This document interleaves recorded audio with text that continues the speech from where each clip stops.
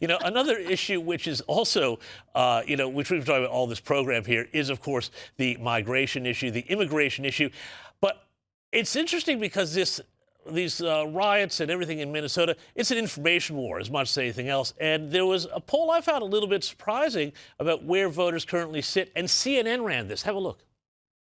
There's real uniformity here. That's what I really think you see. You see real uniformity. Deporting all immigrants who are here illegally, 55% of the New York Times. Marquette, 64%. CBS News, 57%. ABC News with a slightly different question, 56%. So what you're seeing essentially here is a very clear indication that a majority of Americans, in fact, when they're asked this blunt question, which I believe gets at the underlying feelings, do in fact want to deport all immigrants who are here illegally.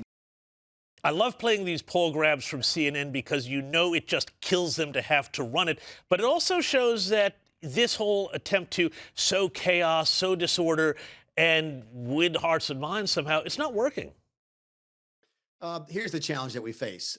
I saw those same numbers, and there's a certain, Schadenfreude in watching CNN have to eat that material. But anyway, here's what's so frustrating to me as a Republican. If you then put up another question as to whether or not people approve of the methods that the administration is using, those numbers drop off dramatically. This is why there's the disconnect. This is why I think you saw this pivot from the Trump administration over the last weekend to sort of change their rhetoric, change their tone, replace Bovino with Homan, et cetera. Those types of things is because this is an issue that is important to people. This is an issue, we're talking about illegal immigration now, where many people are aligned with the Republican Party and with the Donald Trump policies, but somehow we got sideways with those voters on how to put those policies into play. So I think the Trump team made the exact right move in the last 4 or 5 days to sort of recalibrate and get back to scratch. If they can figure out a way to get back to focusing on deporting violent, offending, illegal immigrants, that's a 94% issue, and you wonder who the other 6% are. So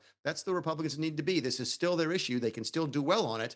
They just have to do better. Yeah, indeed. Hey, also, of course, brewing in Washington while all this is going on, there's talk of, and it feels like Groundhog Day here, Mick, another government shutdown. And Republicans are warning the Senate not to make any changes the Democrats want to a funding package around Homeland Security, saying it would not clear the House and it would again lead to another one of these crises of funding.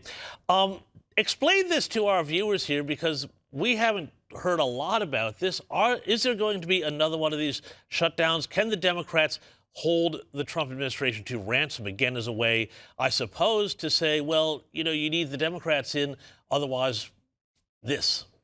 Yeah, this comes down to why you have to have 60 votes in the Senate. That's why this is an issue right now. The Republicans control the House and the Senate, but spending bills, the things that fund the government, need to have 60 votes in the Senate. So you have to have Democrat votes. And as of a week ago, the Democrats had no interest in shutting the government down. And then Minneapolis happened, or at least the most recent shooting happened. And now the Democrats have withdrawn their support for the spending bills, saying they're only going to vote to fund the government, or at least part of the government. That's critical here.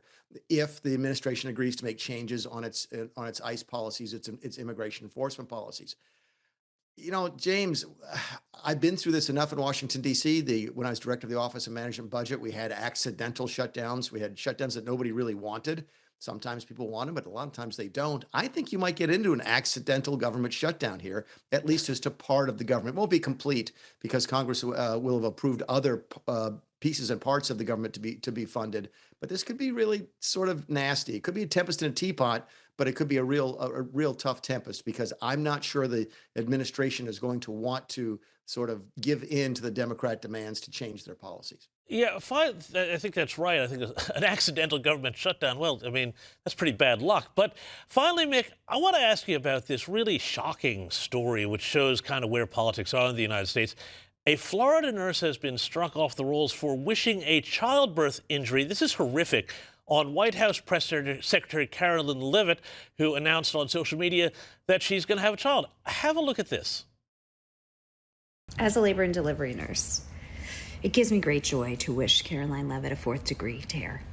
I hope that you rip from bow to stern and never normally again, you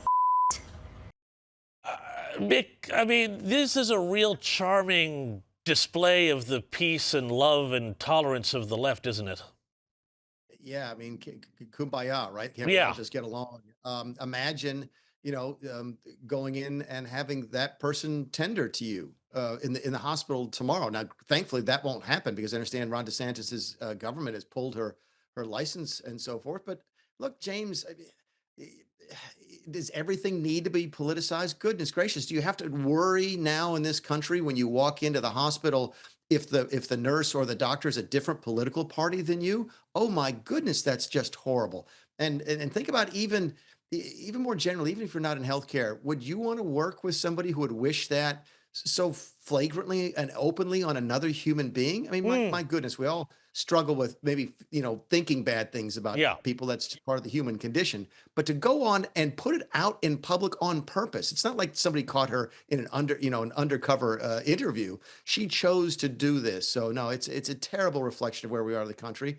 I give the DeSantis government here in Florida full credit for acting quickly to keep this person away from other human beings because she's probably a danger to them.